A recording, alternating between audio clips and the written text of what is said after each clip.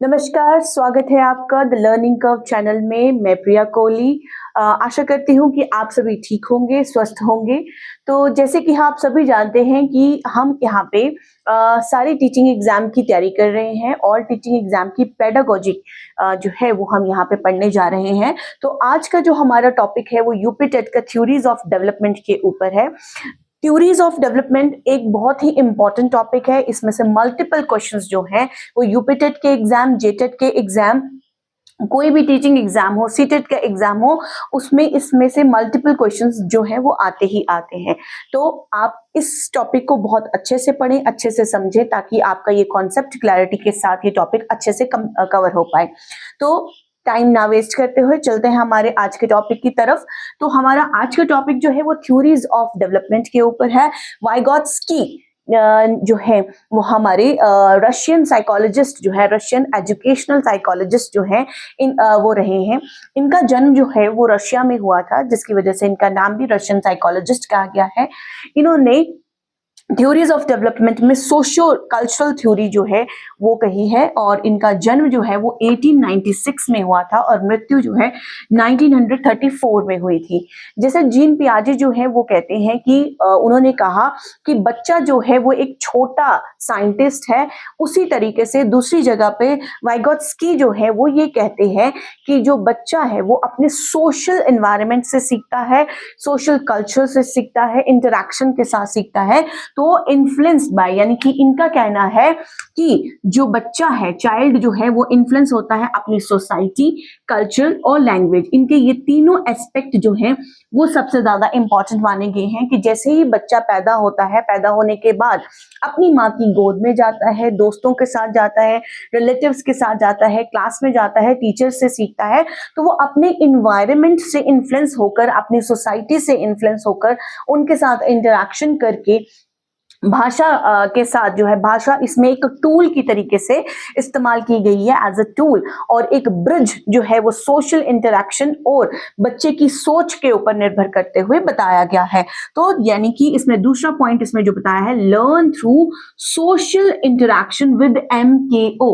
यहाँ पे MKO का मतलब जो है वो है मोर नॉलेजेबल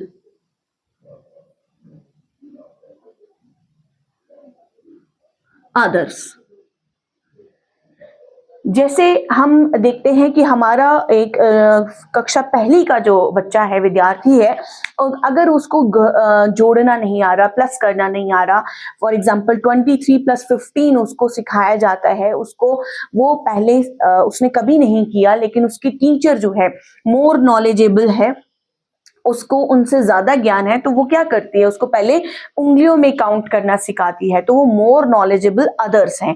यानी कि पहले बच्चा जो है वो उसको नहीं कर सकता था, विद हेल्प ऑफ अदर्स भी, है ना, पहले उसको आता ही नहीं है। लेकिन जब बच्चा जो है, टीचर जब उसको उंगलियों में गिनाना सिखाती है और फिर वो सम करता है, फिर 2 दिन के बाद उस फिर से दोबारा जो है वो बिना उंगलियों पे गिने हुए अपने माइंड में ही कैलकुलेट करके जो है उसको सॉल्व करता है। तो यहाँ पे learn through social interaction with more knowledgeable others. यहाँ पर मैं आपको बताना चाहती हूँ कि मोर नॉलेजेबल पर्संस केवल उनके टीचर नहीं हो सकते हैं, उनकी माता पिता भी हो सकते हैं, उनके रिलेटिव भी हो सकते हैं, उनके फ्रेंड सर्कल भी हो सकता है। बच्चे के जितने भी सराउंडिंग में जो उनसे ज्यादा जानकारी रखते होंगे, उनको कहते हैं मोर नॉलेजेबल अदर्स। ठीक है। लैंग्वेज, जैसे कि मैंने आपको बताया, इसमें 3 चीजों के बारे में बताया है, सोसाइटी, कल्चर एंड लैंग्वेज। तो लैंग्वेज एक टूल है फॉर लर्निंग एंड थिंकिंग, यानी कि सोचने के लिए और सीखने के लिए लैंग्वेज जो है वो एक ब्रिज का काम करती है, एक क्या कहते हैं, टूल के तरीके से काम करती है, act as a bridge between the social interaction and thought process. उसके बाद उसका की कंपोनेंट जो है हमारा, वो एक ये आता है, zone proximal development. Zone proximal development ही वो जगह है जहां पे बच्चा असली में सीखता है ना। जो मैंने आपको यहाँ पे एग्जांपल दी कि बच्चा पहले कैन नॉट डू अलोन, पहले वो बच्चा 23 + 15 15 नहीं सॉल्व कर पा रहा था, जब उसको टीचर जो है फिंगर्स में काउंट करना सिखाती है, तब वो इसका उत्तर जो है वो सही से कर पाता है। इफ गाइडेड कैन डू, यानी कि इस स्टेज, यानी कि this situation is the real, यानी कि असली जगह जो है लर्निंग की, असली स्टेज, असली लर्निंग की जो पोजीशन है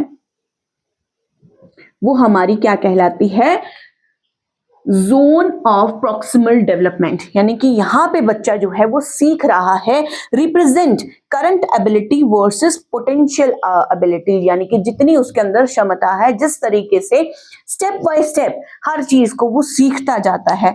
तो फिर उसके बाद वहां पे सिचुएशन आती है कैन डू इंडिविजुअली, जब हम उसको वो स्किल डेवलप हो जाती है, वो सीख जाता है कि किस तरीके से प्लस करना है, किस तरीके से माइनस करना है, या फिर कोई और बात भी, जैसे कुछ भी चीज अगर हम उसको सिखाने लगते हैं, जब वो गाइडेंस के साथ सीख जाता है, फिर जो वो है उस बच्चे वो जो है अकेले कर सकता है। जैसे बच्चे को हम पहले अपने हाथ से खिलाते हैं, फिर स्पून के साथ खिलाते हैं, फिर बच्चा खुद स्पून के साथ खाता है, यानी कि कैन डू इंडिविजुअली।